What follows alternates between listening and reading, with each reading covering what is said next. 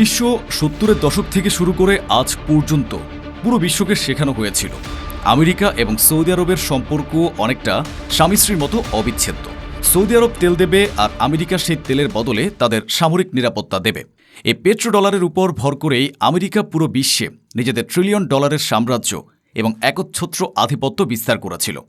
কিন্তু আজ, হ্যাঁ দর্শক, ঠিক আজ আন্তর্জাতিক ভূরাজনীতির সেই চিরস্থায়ী এবং দুর্ভেদ্য সম্পর্কটি আক্ষরিক অর্থে কাঁচের মতো টুকরো টুকরো হয়ে ভেঙে পড়েছে।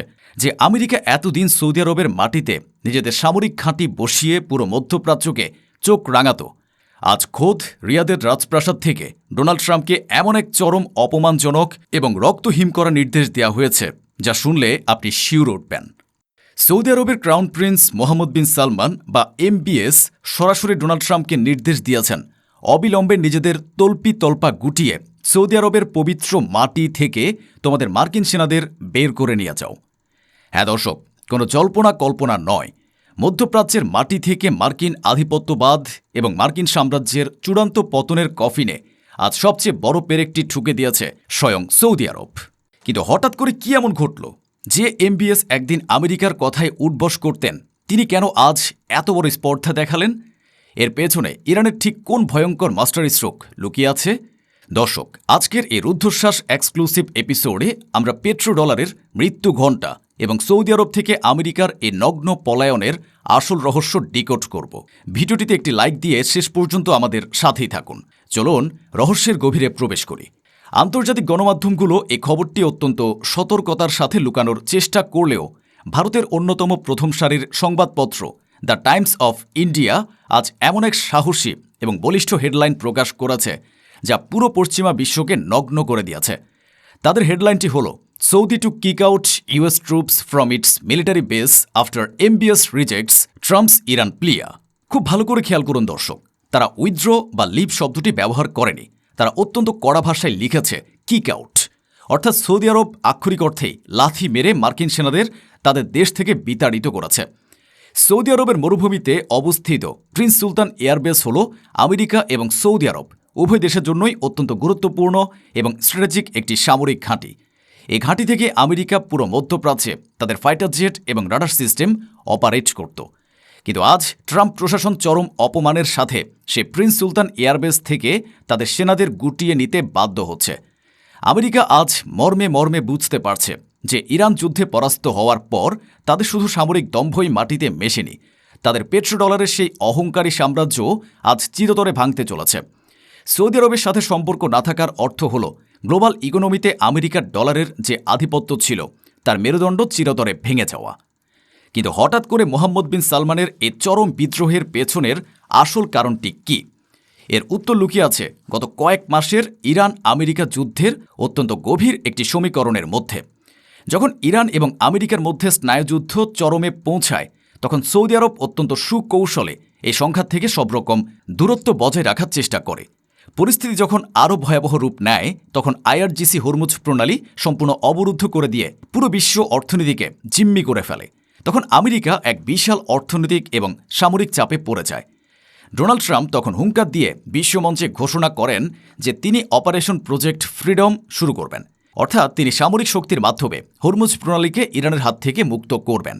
এই দুঃসাহসিক অপারেশনের জন্য ট্রাম্প ইউরোপ এবং আরবের একাধিক রাষ্ট্রনায়কদের কাছে অত্যন্ত মরিয়া হয়ে সামরিক সাহায্য এবং সৈন্য পাঠানোর আহ্বান জানান। কিন্তু ট্রাম্পের এই ডাকে প্রথম যিনি অত্যন্ত কড়া ভাষায় বেঁকে বসেন এবং সরাসরি প্রত্যাখ্যান করেন, তার নাম হল মোহাম্মদ বিন সালমান। MBS ডোনাল্ড ট্রাম্পের পাতা ওই আত্মঘাতী ফাঁদে পা দেননি। তিনি অত্যন্ত শীতল এবং স্পষ্ট ভাষায় ট্রাম্পকে জানিয়ে দেন, সৌদি আরব এ যুদ্ধে তোমাদের কোনো সাহায্য করবেন না।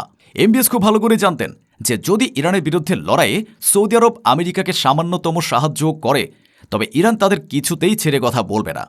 IRGCর মিসাইলগুলো তখন শুধু মার্কিন ঘাঁটিতেই পড়বে না, বরং তা সরাসরি রিয়াদ এবং সৌদি আরবের তেল শোধনাগারগুলোকে আগুনের কুণ্ডলিতে পরিণত করবে। আর তাতে গোটা মধ্যপ্রাচ্য জুড়ে এক ভয়ঙ্কর মহাযুদ্ধের আগুন ছড়িয়ে পড়বে, যা সামাল দেওয়ার ক্ষমতা সৌদি আরবের নেই।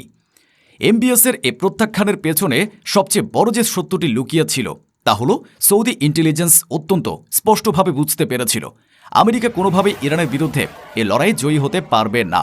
আর আমেরিকার এই হারতে বসা যুদ্ধে জড়িয়ে পড়ার অর্থ হল সৌদি আরবের দীর্ঘস্থায়ী এবং নিশ্চিত ধ্বংস।